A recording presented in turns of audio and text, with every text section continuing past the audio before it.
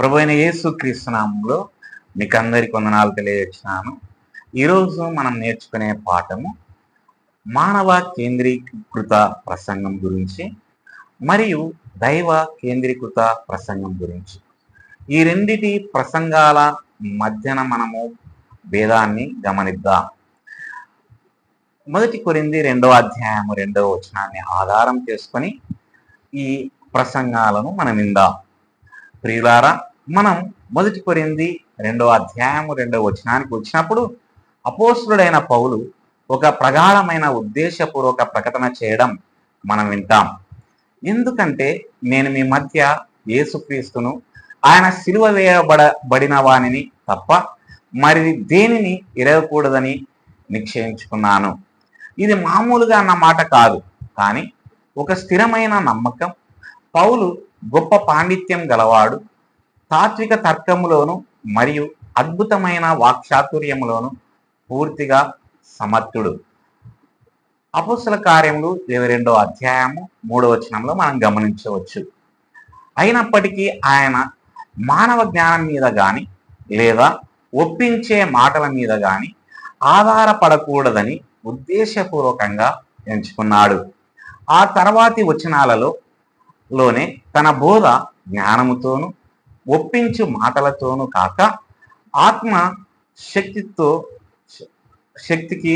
శక్తిని ప్రదర్శించుటతోనూ మొదటి కొరింథీయులకు రాసిన పత్రిక 2వ అధ్యాయము 4వ వచనములో మనం చూస్తే జరిగిందని ఆయన వివరిస్తున్నాడు. తద్వారా విశ్వాసం మానవ జ్ఞానం మీద కాక దేవుని శక్తి మీద ఆధారపడి ఉంటుందని ఆయన చెప్పాడు. మొదటి కొరింథీ 2:5వ వచనంలో మనం గమనించవచ్చు. వాక్చాతుర్యాన్ని, మేధో ప్రదర్శనను మెచ్చుకునే సంస్కృతులలో అనగా అపోస్తల కార్యం 17:21వ వచనం ప్రకారం పౌలు ప్రజలు కేవలం కోరుకున్నది ఇవ్వడానికి నిరాకరించి వారికి నిజంగా అవసరమైన దానిని, అంటే క్రీస్తును మరియు సిలువను ప్రకటించడానికి తనను తాను అంకితం చేసుకున్నాడు.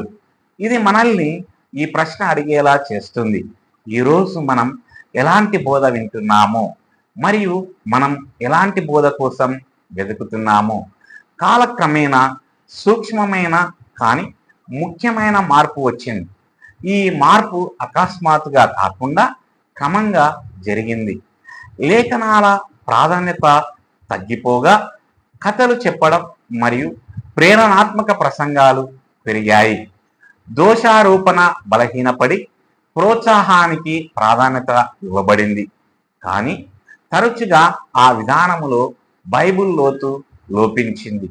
అయినప్పటికీ లేఖనం స్పష్టంగా ఆజ్ఞాపిస్తుంది.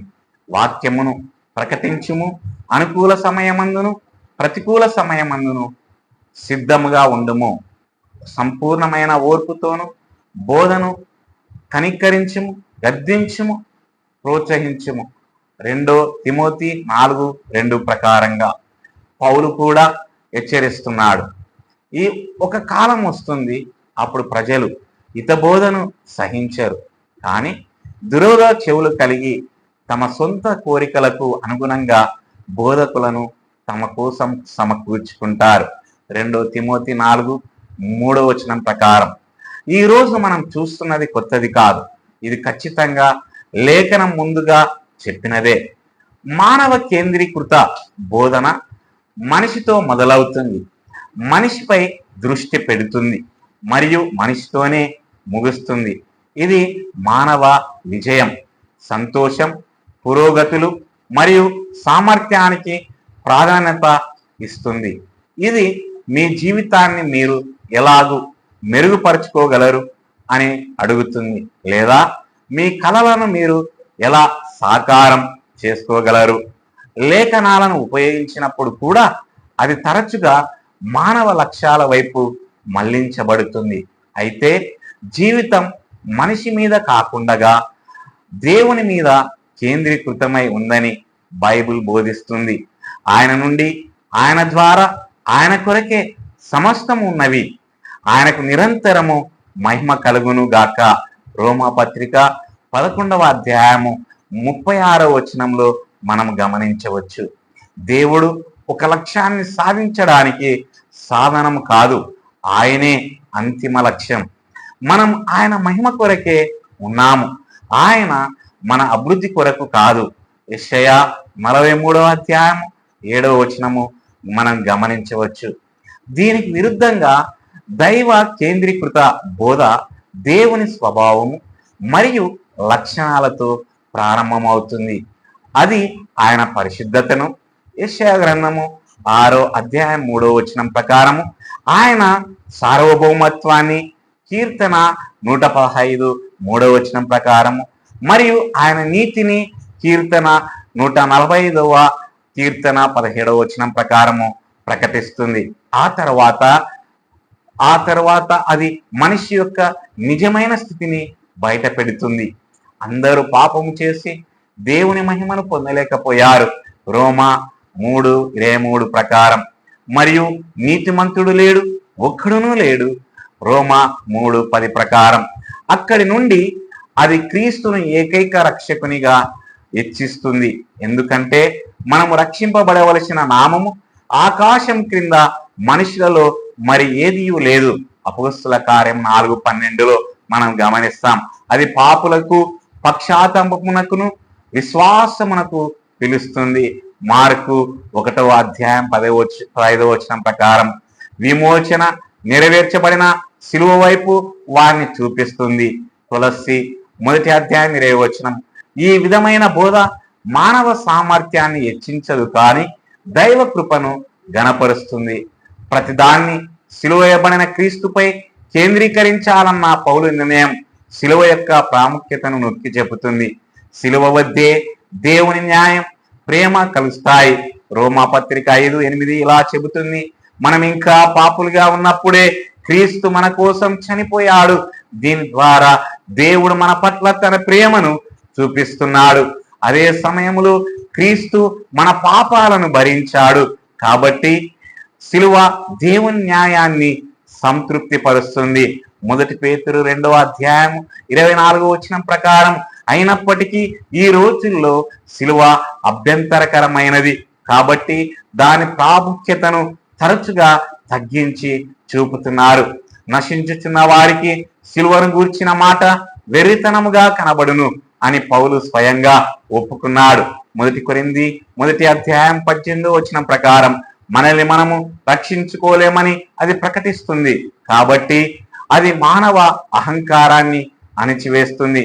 అందుకే చాలా మంది ఎదుర్కొనే సందేశాల కంటే ధృవీకరించే సందేశాలనే ఇష్టపడతారు.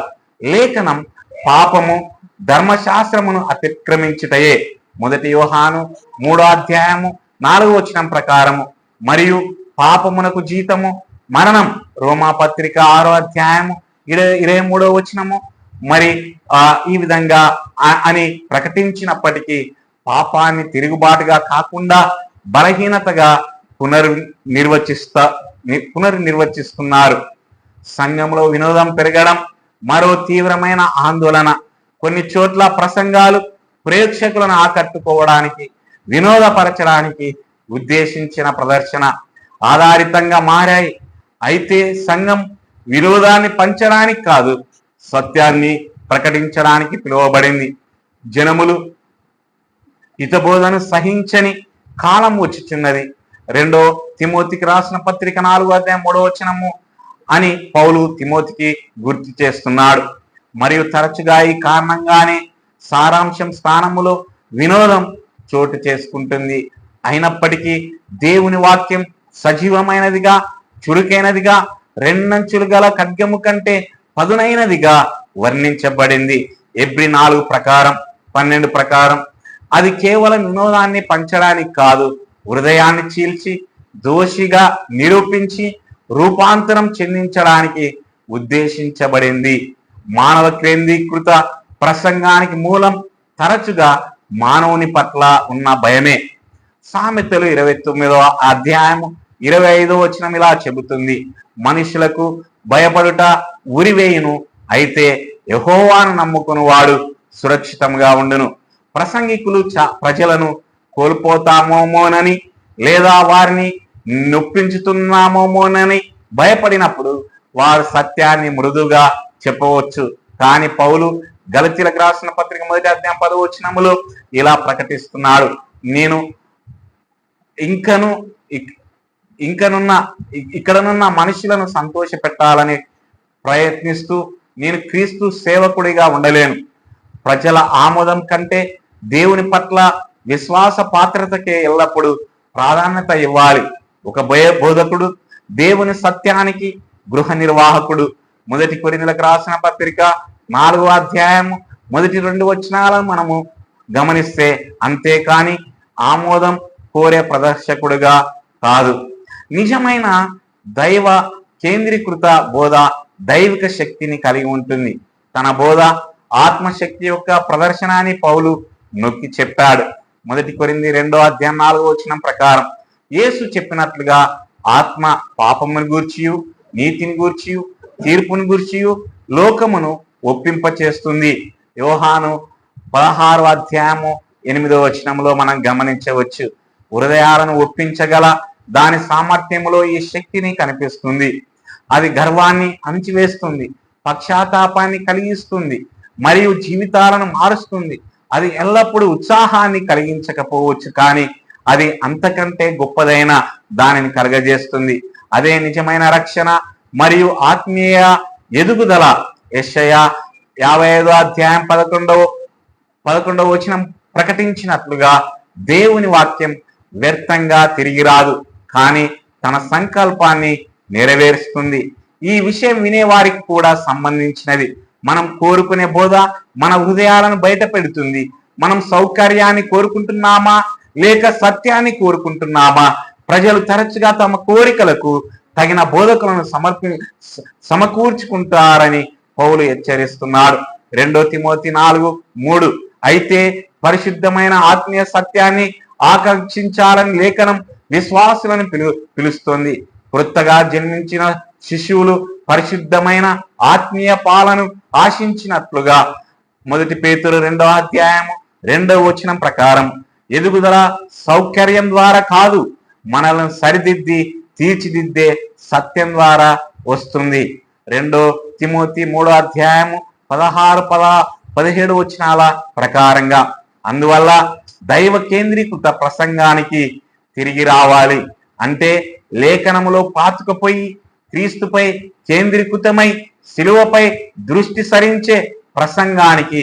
అది దేవుణ్ణి గణపరిచి మనిషిని తగ్గించి క్రీస్తును మహిమపరిచే ప్రసంగం.